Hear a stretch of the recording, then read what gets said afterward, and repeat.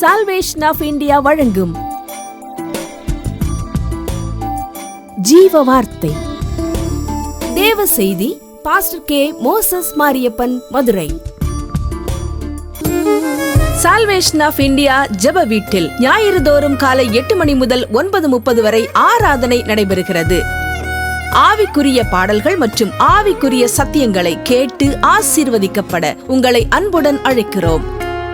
இவ்வூழியத்தில் உள்ள ஆராதனையின் அனைத்து தேவ செய்திகளையும் மற்றும் தொலைக்காட்சியில் ஒளிபரப்பாகிற அனைத்து செய்திகளையும் எமது ஊழியத்தின் YouTube channel salvation of India ministry மதுரையில் கண்டு தேவ ஆசீர்வாதத்தை பெறுங்கள்.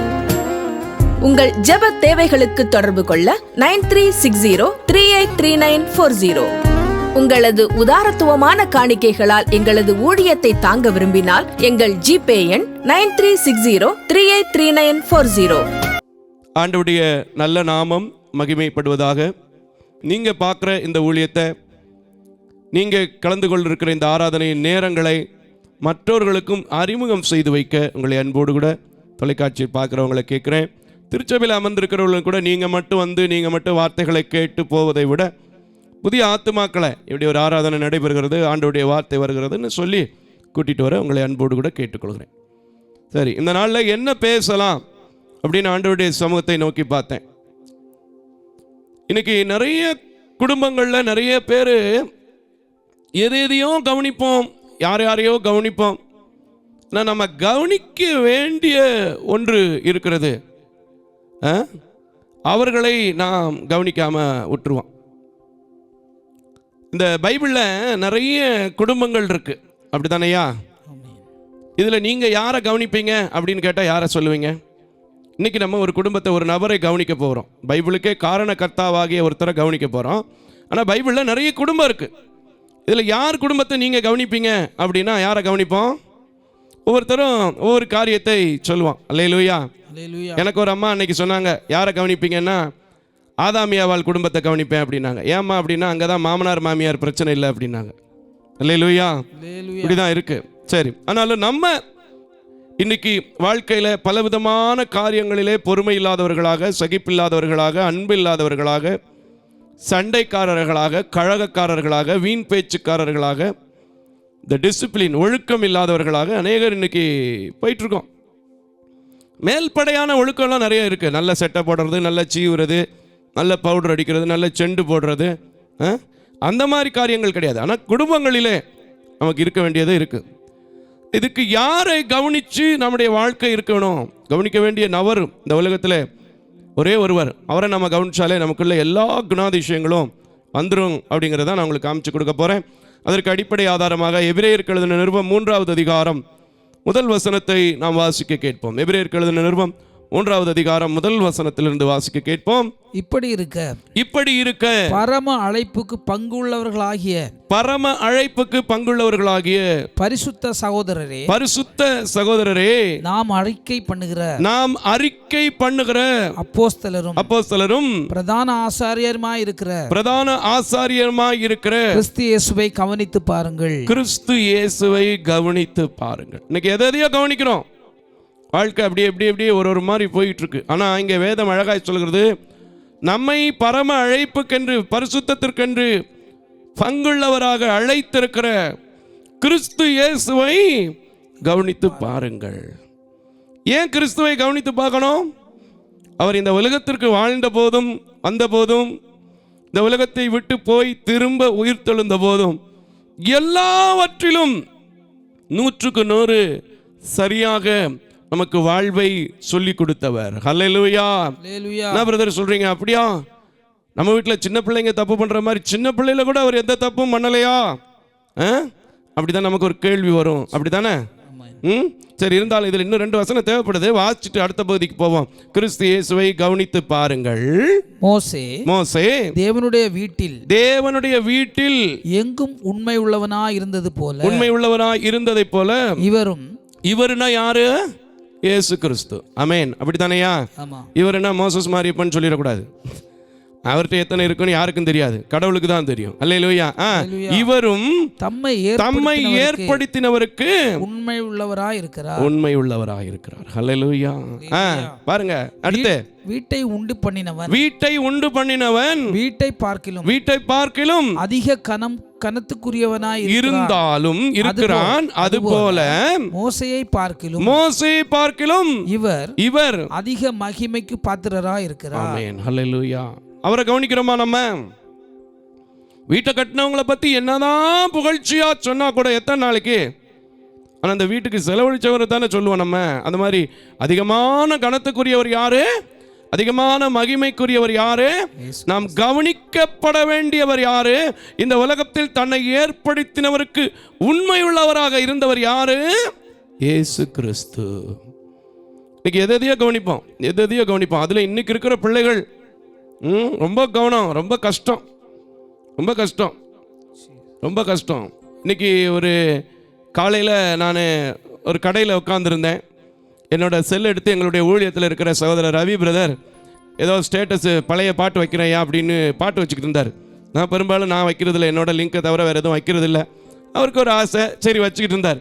சரி வைங்கய்யா அப்படின்ட்டு நான் உட்காந்து தூரத்தில் கேட்டுக்கிட்டு இருந்தேன். பழைய பாட்டாக வைங்கன்னு நான் சொன்னேன். அங்கே இருக்கிற கடைக்காரன் அவன்கிட்ட இருக்கிற சினிமா பாட்டில் பழைய பாட்டாக வச்சுக்கிட்டான். பாட்டை கேட்டான், பாட்டை போட்டான். நான் சொன்னது ஒரு அர்த்தம், ஒரு காரியம். அதனால் நம்ம கவனங்கள் எப்படி இருக்குன்றதை பாருங்க. இன்னைக்கு நம்ம சொல்கிறோம், இந்த உலகத்தில் வாழ்க்கையிலே ஆசீர்வாதங்களை நாம் பலவித சூழ்நிலைகளில் இழக்கிறோம், பலவிதமான சூழ்நிலைகளில் பிரச்சனைகளை சந்திக்கிறோம், பலவிதமான சூழ்நிலைகளில் போராட்டங்களை சந்திக்கிறோம். காரணம் என்னன்னா, கவனிக்க வேண்டிய நபர் யார், கனத்துக்குரிய நபர் யார், மகிமைக்குரிய நபர் யார், யார் நம்மை மகிமைப்படுத்துவார், யார் நம்மை கனப்படுத்துவார் என்பது நமக்கு நம்ம என்ன பண்ணிடுறோம், கவனிக்காமல் மறந்துடுறோம். ஒரு கேள்வி நான் அப்போவே வச்சேன். சின்ன பிள்ளையில கூட ஏசு கரெக்டாக இருந்தார் ஐயா அப்படின்னு சொன்னேன்ல, அதை பார்க்கணுன்னா லூக்கா எழுதின சுவிசேஷம் 2வது அதிகாரம். ஏன்னா அவர் இந்த உலகத்திற்கு ஒரு ரோல் மாடலாக, ஒரு முன்மாதிரியாக இருந்ததுனால தான் நம்ம எந்த சூழ்நிலையிலுமே அவரை குற்றமோ குறைகளோ கண்டுபிடிக்க முடியாது. அதனால தான் ஏசாயா எழுதுறேன், குற்றமில்லாத ரத்தம், மாசில்லாத ரத்தம். அல்லேலூயா, ஸ்தோத்திரம். வாசிங்க 2:50 வாசிங்க, நல்லா இருக்கும் பாருங்க. இங்கே ஒரு சம்பவம் 41 ஸ்டார்ட் ஆயிருது, 43 அதிகாரப்பூர்வமாக ஸ்டார்ட் ஆகுது. என்ன சம்பவம்?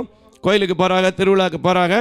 ஏசாமி என்ன செஞ்சுறாங்க, மிஸ் ஆயிடுறாரு, தொலைஞ்சு போயிடுறாரு. அல்லேலூயா. சாமி தொலையுமா? இன்னைக்கு நிறைய பேர் நம்ம ஊருக்குள்ள சாமியை தொலைச்சி இப்படி தேடிக்கிட்டு இருக்காங்க. எங்கள் ஊர்லேருந்து சாமியை களவான்ட்டு போயிட்டாங்கய்யா, கேள்விப்பட்டிருக்கீங்களானே? ஒரு சில காரியங்கள் ஒரு சில கோயிலை வச்சுக்கிட்டு கோயிலுன்னு சொல்லிக்கிட்டு சொல்லுவாங்க நம்ம ஆட்கள். இது எடுத்துகிட்டு வச்சாதே இதில் இது இருக்கா, எது இருக்குன்னு எனக்கு தெரியல. சாமியை சரி போட்டு, இதை பற்றி பேசின இந்த ஆள் வழக்கம் போல் அவர் பேச்ச ஆரம்பிச்சிட்டாருன்றீங்க, வேணாம். சரி போட்டு 50வது வசனத்தை வாசிங்க. தங்களுக்கு அவர் சொன்ன வார்த்தை என்ன சொன்னாரு? 49 பார்த்தா தானே தெரியுமோ. சரி 49 வாசிச்சிருங்களேன். அதற்கு அவர், நீங்கள் ஏன் என்னை தேடினீர்கள், என் பிதாவுக்கு அடுத்த வழிகளில் இருக்க வேண்டியது அல்லவா என்று அறியீர்களா? தங்களுக்கு அவர் சொன்ன வார்த்தையை அவர்கள் உணர்ந்து கொள்ளவில்லை. பின்பு அவர் அவர்களுடனே கூட போய் நாசரேத்தில் சேர்ந்து அவர்களுக்கு கீழ்ப்படிந்து இருந்தார். பாத்தீங்களா, கீழ்ப்படிதல். நானே கடவுள், நான் எப்படிப்பட்ட இடத்துல உட்கார்ந்துருக்கேன். நம்ம பிள்ளைங்க கொஞ்சம் வளர்ந்துருச்சுன்னா சொல்லுவான், இருமா நான் சொல்றத நீ கேளுமா, இருப்பா நான் சொல்றத நீ கேளுப்பா. அல்லேலூயா. சொல்லுமா இல்லையா? நிறைய பிள்ளைங்க சொல்லுது, என்கிட்டயே சொல்லும், இருங்க அங்கிள் உங்களுக்கு ஒன்றும் தெரியாது, இந்த செல்ஃபோனில் இப்படி தான் அங்கிள் வரும், இந்த கம்ப்யூட்டரில் இப்படி தான் இருக்கும். ஏமா பாப்பா, இது நாங்கள் முன்னாடி இப்படி போட்டோம்ப்பா, கொஞ்சம் உள்ளே போய் பாரு மக்களே, நான் சொல்கிறத நீங்கள் கேளுங்க. அல்லேலூயா.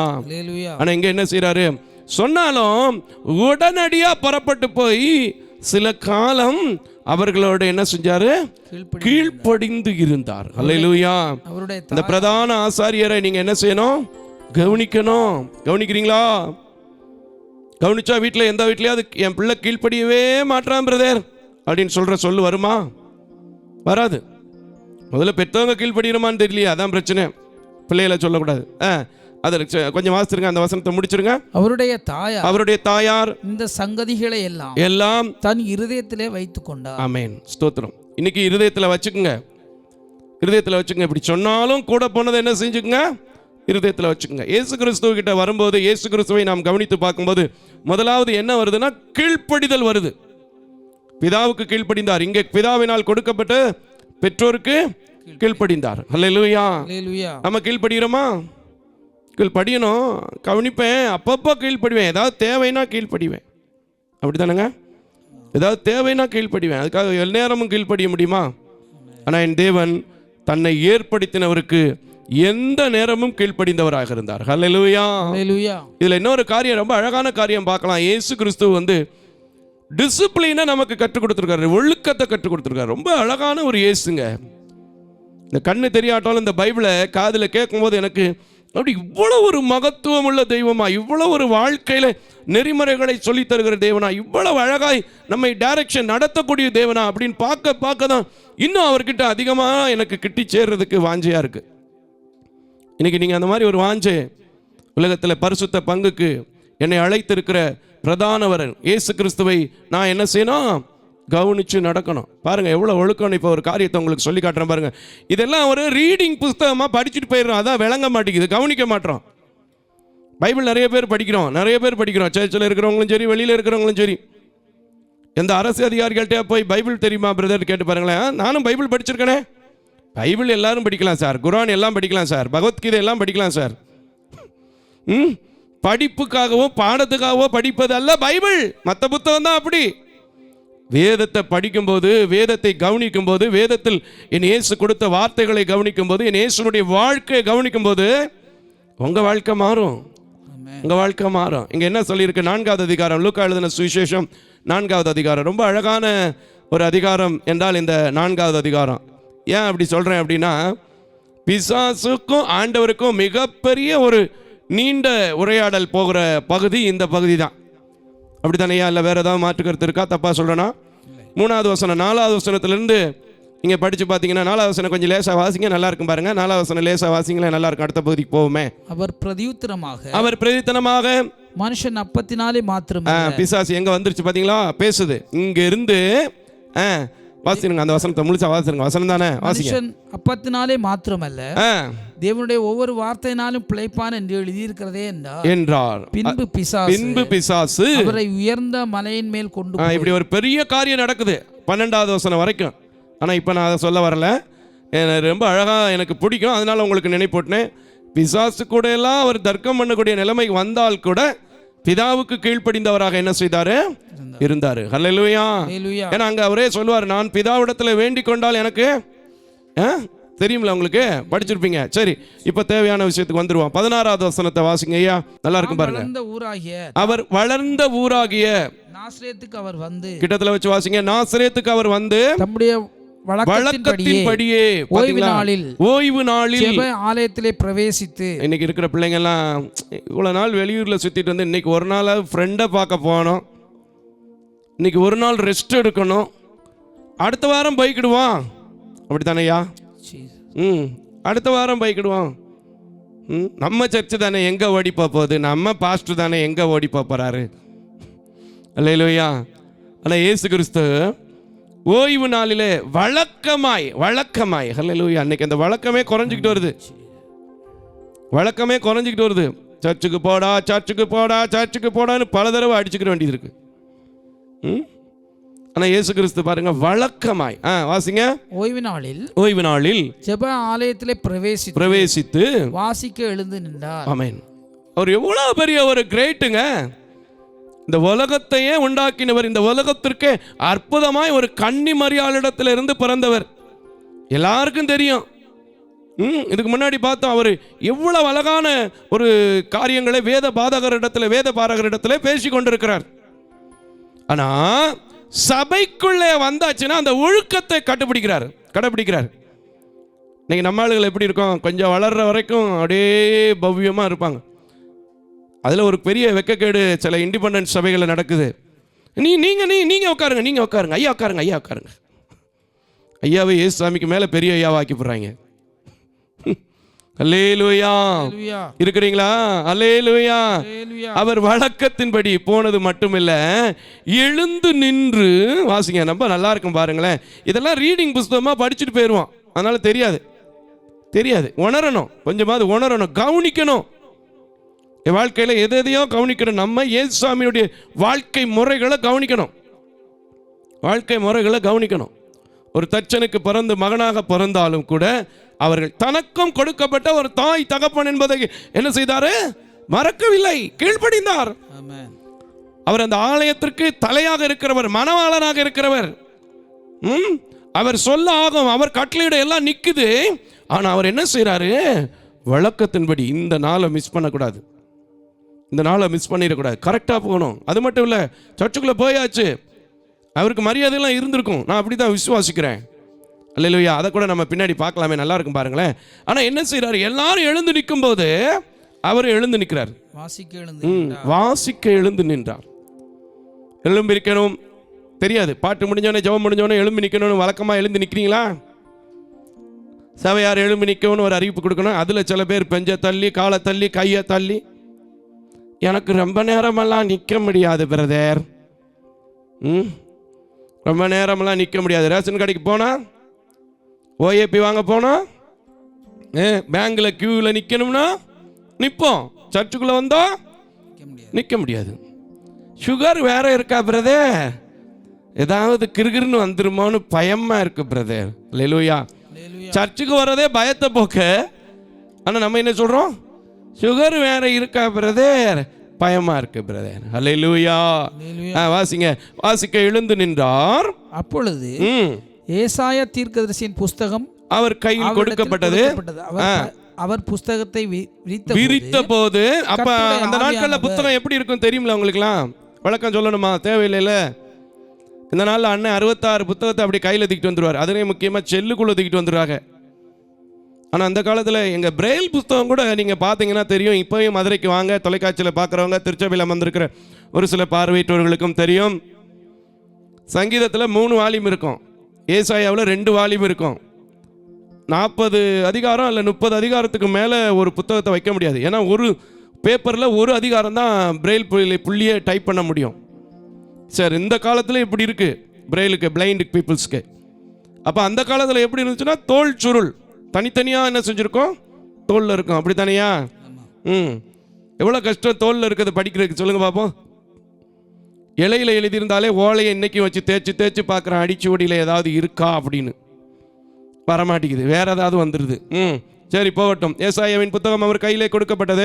கர்த்தருடைய ஆவியானவர் என்மேல் இருக்கிறார், தரித்திரருக்கு சுவிசேஷத்தையும் பிரசங்கிக்கும்படி என்னை அபிஷேகம் பண்ணினார். ஏன்னா அவர் பிறந்ததுக்கு அப்புறம் அவர் செய்ய வேண்டிய கடமையை அவருக்கு நிறைவேற்றுவதற்கு கரெக்டா அங்க காமிச்சு கொடுத்துருக்கு. எவ்வளவு அழகு பாருங்களேன். அதான் கடவுளுடைய காரியம். கடவுள் அவர் செய்ய வேண்டிய வேலை என்னங்கிறத செய்யறதுக்கு ஆலயத்துக்கு போறாரு, எழுந்து நிற்கிறாரு.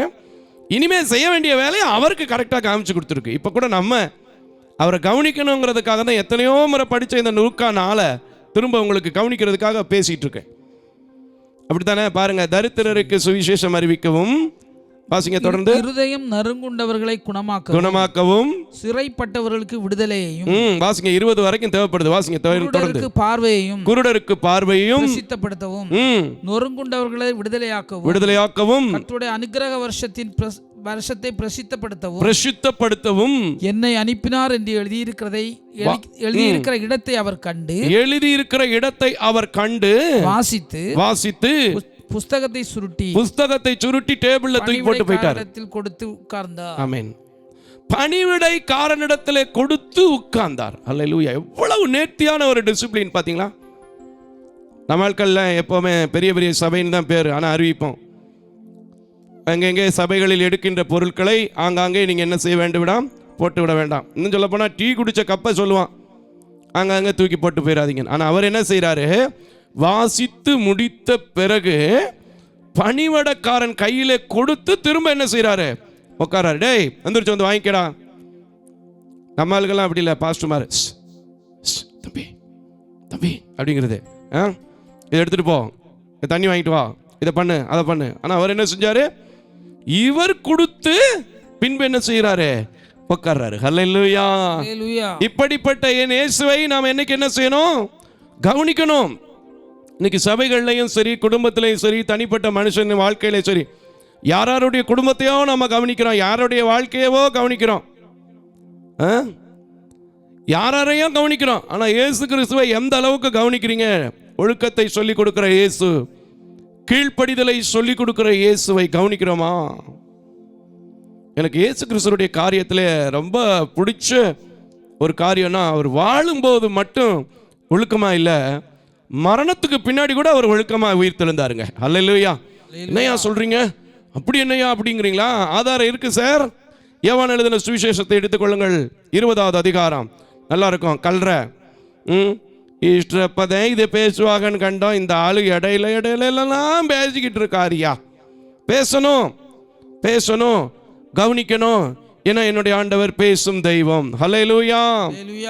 5வது வசனத்தை வாசிப்போம். யோவான் எழுதின சுவிசேஷம் 20வது அதிகாரம் 5வது வசனத்தை வாசிக்க கேட்போம். அதற்குள்ளே குனிந்து பார்த்து. எதற்குள்ளமா? எதற்குள்ளையா? கல்லறைக்குள்ள குனிஞ்சு பார்க்கணும். எப்பவுமே நிமிந்து தான் போகணும் சில ஆட்கள், அப்புறம் முட்டிட்டு தான் குனிவோம். சரி ஓட்டு, இது வேற கதை. வாசிங்க. அதற்குள்ளே குனிந்து பார்த்து சீலைகள் கிடக்கிறதை கண்டு. சீலைகள் கிடக்கிறதை கண்டு ஆனாலும் அவள் உள்ளே போகவில்லை. உள்ளே போகவில்லை. ஏன்னா பயம். பயம். ஐயோ ஐயோ ஐயோ. நமக்கு அப்படித்தானே. எந்த காரியத்தை கண்டாலும் கர்த்தர் சொல்லியிருக்கார், நமக்கு பலமுள்ள ஆவியை கொடுத்திருக்கிறாருன்னு சொல்லுவோம். தேவன் உங்களுக்கு பயமில்லாத ஆவியை கொடுக்கிறாருன்னு சொல்லுவோம். ஆனால் பயம். ஐயா ஐயா. அன்னைக்கு அப்படித்தான், உள்ளே போகவில்லை. இன்னொரு வசனம் தேவை, வாசிங்க. சீமோன் பேதுரு அவனுக்கு பின்னே வந்து கல்லறைக்குள்ளே பிரவேசித்து சீலைகள் கிடக்கிறதையும் அவருடைய தலை. இதான் பாயிண்ட், கவனிங்க, தைரியமா வாசிங்க. அவர் தலைமாட்டிலே சுற்றியிருந்த சீலை மற்ற சேலைகளுடனே இல்லாமல் தனித்து சுருட்டி வைத்திருக்க கண்டான். அப்படி தனியா போட்டிருக்கு. எவ்வளோ பெரிய ஒழுக்கம் பார்த்தீங்களா? எந்திரிச்சோடனே அவர் வாட கையை காலை உதறிட்டு உயிர் தெழுந்தார், இயேசு உயிர் தெழுந்தார் அப்படின்ட்டு போகல. அவர் என்ன செஞ்சார்? அந்த தலைமாட்டில் அவருடைய முகத்தை மறைத்திருந்த அந்த சேலையை நான் தான் இதை செய்ய முடியும் என்பதையும் தெரிவிக்கணும். அதே சமயத்தில் பாரு இப்படி போட்டு போயிருக்காரு அப்படின்னு சொல்கிறோம்ல, அந்த மாதிரி யாரும் சொல்லிடக்கூடாது. இன்னைக்கு வீட்டில் எத்தனை பேருங்க படுத்த படுக்க எந்திரிச்சோடனே சுருட்டுறீங்க? சில வீட்டில் ஸ்கூலுக்கு பிள்ளைங்க கிளம்புற வரைக்கும் அப்படியே கிடக்கும் விரிப்பான். பார்த்துருக்கீங்களா? பெரிய பிள்ளைங்களா இருக்கும், காலேஜுக்கு போகிற பிள்ளைங்களா இருக்கும், விரிப்பான் என்ன செஞ்சுருக்க மாட்டாங்க, எடுத்திருக்க மாட்டாங்க. ஆனால் இயேசுதாமி என்ன செஞ்சார்? தன்னுடைய தலைமாட்டில் இருந்த சீலையை சுருட்டி ஒழுங்குபடுத்தி தனியாக வச்சுட்டு போறாரு. அல்லேலூயா. எனக்கு அன்பான தேவ ஜனமே, எதையோ கவனிக்கிறீங்கல்ல, கொஞ்சம் இயேசுசாமியுடைய வாழ்க்கையை கவனிச்சு பாருங்க. வாழும் போதும் டிசிப்ளின், வாழும்போதும் கீழ்ப்படிதல். இன்னும் பாருங்க, அவர் மரித்து 3ஆம் நாளில் அடக்கம் பண்ணப்பட்டு உயிரோடு எழுந்த பிறகும் எவ்வளவு பெரிய ஒழுக்கம். இன்னைக்கு நம்ம வீட்டில் எந்த பிள்ளைங்களாவது இதை இங்கே வைப்பா அப்படின்னா 1 நாள் 2 நாள் ரொட்டீனாக செய்யுமானா கஷ்டம்தான். எங்கள் ஸ்டாஃபெல்லாம் இருக்காங்க, கிட்டத்தட்ட 1 வாரம் கூட காலண்டரே கிழிக்க மாட்டாங்க. அதுக்கப்புறம் யாராவது வெளியே வந்து சொன்னால் தான் கிழிப்பாங்க. வேதனையாக இருக்குது எனக்கு சில நேரத்தில். அவ்வளோ ஒழுக்கமான ஆட்கள்லாம் இருக்குது. என்ன செய்கிறது? அந்த ஒழுக்கமான ஆட்களையும் கர்த்தர் தானே கொண்டு வந்து விட்டுருக்காரு, நான் கேள்வி வைக்க முடியாது. அல்லேலூயா, அல்லேலூயா. எனக்கு அன்பான தேவஜனமே, எதையோ கவனிச்சு தன்னுடைய வாழ்க்கையை வீணாக்கிறதோட எத்தனையோ குடும்பங்கள் வேதத்தில் இருந்தாலும் ஒரு கிரேட்ஃபுல், சக்சஸ்ஃபுல், பியூட்டிஃபுல் குடும்பம்னா நம்ம இயேசுசாமியுடைய குடும்பம். அவங்கள கவனிப்போம், அவங்கள நேசிப்போம், அவங்க வழியில் நடப்போம், அவர் சகித்ததை போல் சகிப்போம். பாடுகள் வரலாம், ஆனால் கர்த்தர் நம்மோடு கூட இருக்கிறார். இருப்பது யாவரும் எழும்பி நிற்போம். நாம் தேவனை நோக்கி அழகாய் ஒரு சில காரியங்களை நாம் கேள்விப்பட்டதை வைத்து ஜெபிக்க போகிறோம். நம்ம கேட்ட சத்தியங்களை வைத்து ஜெபிக்க போகிறோம். கர்த்தர் நம்மை ஆசீர்வதிக்க போறார். ஹல்லேலூயா. எல்லாருக்கும் தெரிந்த ஒரு பாட்டு, இயேசுவின் குடும்பம் ஒன்று உண்டு, அது அன்பு நிறைந்திடும் குடும்பம் அப்படின்னு சொல்லி ஒரு சரணம் மட்டும் அல்லது 2 சரணம் மட்டும் பாடி, இந்த உலகத்தில் எத்தனையோ குடும்பத்தில் சத்தங்கள் கேட்குது. பிசாசு அன்னைக்கு ஆண்டவரோடய பேசின மாதிரி நம்மக்கிட்டேயும் சில காரியங்களை, நீ இப்படியெல்லாம் இருக்காதக்கா, நீங்கள் இப்படியெல்லாம் இருக்காதீங்க தம்பி அப்படின்னு கேட்கும். இந்த சத்தத்தெல்லாம் விட்டுட்டு இல்லை எனக்கு ஒரு முன்மாதிரி இருக்குது, எனக்கு ஒரு அடிச்சுவடு இருக்குது, நான் கவனிக்க வேண்டிய பரிசுத்தத்துக்கு பங்கு பெற வைக்க வேண்டிய என்னை பங்குக்கு அழைத்திருக்கிற தேவன் ஒருத்தர் இருக்கிறார். நான் அவரை என்ன செய்ய போகிறேன்? கவனிக்க போகிறேன். ஹல்லேலூயா. அவரை பின்பற்றினா, அவருடைய அடிச்சுவடுகளை பற்றி பிடிச்சா, அவருடைய முன்மாதிரிகளை பின்பற்றினா உங்கள் வீட்டில் எவ்வளோ ஒழுக்கம் இருக்கும், உங்கள் வீட்டில் எவ்வளோ கீழ்ப்படிதல் இருக்கும், உங்கள் சபைக்குள்ள எவ்வளோ கீழ்ப்படிதல் இருக்கும். கீழ்ப்படிதல் ஒழுக்கம் இருந்தாலே ஒவ்வொரு பிள்ளைகளும், நான் சொல்கிறேன், எழுதி வச்சுக்கோங்க தம்பிமாரே, தங்கச்சிமாரே, சகோதரர்களே, சகோதரிகளே, ஆசீர்வதிக்கப்படுவீங்க. எப்படி இவ்வளோ கான்ஃபிடென்ட்டாக சொல்கிறேன் தெரியுமா? ஆதியாகமங்களின் புத்தகம் நான் பலமுறை சொல்லியிருக்கேன். 22:18 பாருங்க, படிக்க வேண்டாம். 22:18 பாருங்க. நீ என் சொல்லுக்கு கீழ்ப்படிந்தபடினால், அவருடைய ஒழுக்கம், சொல்லு, கீழ்ப்படுகிறது எல்லா காரியத்தையும் பார்த்து சந்ததி பெருகும்னு சொன்னார். இன்னைக்கு நீங்கள் சொல்லுங்கள், என்னோட சந்ததி ஆசீர்வதிக்கப்படணும்னா, என் குடும்பம் ஆசீர்வதிக்கப்படணும்னா, என் பிள்ளைங்க வாழ்க்கை ஆசீர்வதிக்கப்படணும், நான் யாரெல்லாம் கவனிச்சாலும் வீணு, ஏசுசாமியை கவனிச்சாதான் எனக்கு ஆசீர்வாதம். நான் ஏசுசாமியை கவனிச்சு என் பிள்ளைங்களையும் ஏசுசாமியை கவனிக்க சொல்லி, ஹல்லேலூயா, நான் நடத்த போறேன். நான் விசுவாசிக்கிறேன், கர்த்தர் என் குடும்பத்தை இப்போதே பொறுப்பெடுத்து கொண்டு இன்பம் உண்டு, சமாதானம் உண்டு, வெற்றி உள்ள குடும்பமா, ஹல்லேலூயா, துதி பாடல் நிறைந்த குடும்பமா என் குடும்பத்தை மாற்ற போறாருன்னு சொல்லுங்களேன். யோசேப்பின் குடும்பம் கடைசியில் பார்த்தீங்கன்னா அவன் சொல்லுவான், என்னை சிறுமையும் எளிமையா இருந்தவனே பழுக பண்ணினார்னு சொல்றதை பார்க்குறவங்கள, அதே போல உங்க குடும்பம் ஏசுசாமியை கவனிச்சா பழுகி பெருகி கர்த்தரை துதிக்கும்படி கர்த்தர் உங்களை ஆசீர்வதிப்பார். கரங்களை தட்டி ஹல்லேலூயா. இன்னைக்கு சொல்லுங்க, எந்த குடும்பத்தையும் நான் கவனிக்க மாட்டேன், எந்த மனுஷனையும் கவனிக்க மாட்டேன். எல்லாரும் சொன்னா கூட சில அறிவுரைகளை நான் கேட்டுக்கிருவேன். ஆனா நான் யாருடைய அடிச்சுவடுகளை பின்பற்றி நடப்பேன்? ஏசுசாமியுடைய அடிச்சுவடுகளை பின்பற்றுவேன். அப்பதான் என் மனைவி வையும் போதும், என் பிள்ளைங்க ஒரு வேளை வையும் போதும், என் ஃப்ரெண்டு ஒரு வேளை கோவப்படும் போதும் சகித்து அவனையும் பரலோகத்துக்கு கூட்டு போவேன், நானும் பரலோகத்துக்கு போவேன். ஹல்லேலூயா, ஹல்லேலூயா. ஊழியத்தை செய்வதற்கு ஒவ்வொரு நாளும் தேவனை கவனிக்கிறேன், தேவனுடைய வார்த்தைகளை கவனிக்கிறேன். இவ்வளவு அழகா நடத்துது. நீங்களும் அதே போல இந்த ஊழியத்தை நடத்துகிற ஆண்டவர், இவரை நடத்துகிற ஆண்டவர், நானும் கவனிக்க வேண்டிய ஒரு இயேசு என்பதை தெரிஞ்சிருக்கிறனால அவரை மாத்திரம் கவனிப்பேன். என்னை அவர் நடத்துவார், என்னை அவர் ஆசீர்வதிப்பார்னு சொல்லுங்க. ஒருவேளை சிச்சைகள் பாடுகள் இருக்கலாம், அவர் உள்ள உலகத்தில் உண்மை உள்ளவர். பிதாவுக்கு உண்மையுள்ளவராக கீழ்ப்படிந்தது போல நீங்க கீழ்ப்படியும் போது எவன் மேல் அன்பு வைத்திருக்கிறார் அவனைத்தான் அவர் கடிந்து, அவரைத்தான் அவர் சிச்சித்து, அவன் மேல் தான் அவர் அன்பு கூறுகிறார் என்பதை மறந்துடாம போங்க. கர்த்தர் உங்க குடும்பம் இப்ப பாடினது மாதிரி அன்பு நிறைந்திருக்கிற, சமாதானம் நிறைந்திருக்கிற, சந்தோஷம் நிறைந்திருக்கிற குடும்பமாக உங்க குடும்பங்களை மாற்றி கர்த்தர் உங்களை ஆசீர்வதிப்பார். நான் மனதார கரம் நீட்டி உங்களுக்காக ஜெபிக்க போறேன். கர்த்தர் ஆசீர்வதிப்பார். தொடர்ந்து இந்த ஊழியங்களுக்காக, ஏழை பிள்ளைகளுக்காக நீங்களும் கூட ஜெபித்துக் கொள்ளுங்கள். கர்த்தர் உங்களை ஆசீர்வதிக்க இப்பொழுதும் கூட நான் ஜெபிக்கிறேன். ஜெபம் செய்வோம். மகா கிருபையும் இரக்கம் நிறைந்த நல்ல ஆண்டவரே, இந்த கடைசி காலத்திலே, நாட்கள் பொல்லாத காலங்களிலே எத்தனையோ ஜனங்கள் யார் யாரையோ கவனித்து வீணாக்கி கொண்டிருக்கிற வேளையிலே நம்முடைய திருச்சபை சொந்தங்களுக்கும் திருச்சபை சார்ந்த குடும்பங்களுக்கும் இன்னும் உம்மை கவனித்து கீழ்ப்படிதல் உள்ளவர்களாக, ஒழுக்கம் உள்ளவர்களாக, பாடுகள், போராட்டங்கள், நிந்தைகள் வரும்போது சகிக்கக்கூடியவர்களாக ஆண்டவரே இருக்க வேண்டும் என்று சொல்லி நீர் அன்றைக்கு ஆசீர்வதிக்கப்பட்டவராக இன்றும் எங்களை ஆசீர்வதிக்கிறவராக இருக்கிறது போல நாங்களும் கூட உம்முடைய ஆசீர்வாதத்தை பெற்று மற்றவர்களை ஆசீர்வதிக்கிறவர்களாக இருக்க கவனிக்க வேண்டும் என்று சொல்லி இருக்கிற உம்முடைய வார்த்தைக்காக உமக்கு நன்றி செலுத்துகிறேன். இதை எழுதி வைத்து பேச முடியாத, கவனித்து பேசுகிற என்னை இதுவரை கவனித்திருக்கிற தேவன், ஆசீர்வதித்திருக்கிற தேவன், இந்த ஊழியத்தில் இணைந்து நான் அவருடைய அடிச்சுவடுகளை பின்பற்றுவேன், நான் அவருடைய வேலையை கவனித்து செய்வேன் என்று தீர்மானம் எடுக்கிறேன். என்னோடு சேர்ந்து கர்த்தருடைய காரியங்களை, கர்த்தருடைய வேலைகளை, கர்த்தருடைய வார்த்தைகளை, கர்த்தருடைய வாழ்க்கை முறைகளை நானும் கைக்கொள்வேன் என்று தீர்மானம் எடுத்திருக்கிறேன். அத்தனை பிள்ளைகளுக்கும் ஒரு குறைவில்லாமல் அன்பு நிறைந்திருக்கிற குடும்பமாய், சமாதானம் நிறைந்திருக்கிற குடும்பமாய், உம்மால் ஆசீர்வதிக்கப்பட்ட குடும்பமாய், தெரிந்து கொள்ளப்பட்ட குடும்பமாய் நீர் ஆசீர்வதிக்க வேண்டும் என்று உம்முடைய கரத்தில் ஒப்புக் கொடுக்கிறேன். இம்மட்டும் நடத்துனீங்க, இம்மட்டும் எங்களோட கூட இருந்தீங்க. தொடர்ந்து உம்முடைய பிள்ளைகளிடத்திலிருந்து, குடும்பங்களிடத்திலிருந்து, எங்களுடைய ஊழியக்காரிடத்திலிருந்து, திருச்சபை மக்களிடத்திலிருந்து நல்ல சாட்சிகளை கேட்டு துதிக்க, தோத்தரிக்க நீங்க கிருபை செய்யுங்க. நீங்க மாத்திரம் மகிமைப்படுங்க. இயேசுவின் நாமத்தில் பிதாவே, ஆமென், ஆமென், ஆமென். அல்லேலூயா, அல்லேலூயா, அல்லேலூயா, அல்லேலூயா. தேவ தரிசனத்தோடு செயல்படும் இவ்வூழியத்தினை உங்களது உதாரத்துவமான காணிக்கைகளால் தாங்க விரும்பினால் M Ranjith Kumar, Kaeputhur branch, State Bank of India, account number 3386424648, IFSC code SBIN 00155569. உங்களது 24 மணி நேர ஜெப தொடர்புக்கு pastor K Moses Mariyappan, 2/26 SP Natham அஞ்சல், திருமங்கலம் தாலுகா, மதுரை மாவட்டம் 625706.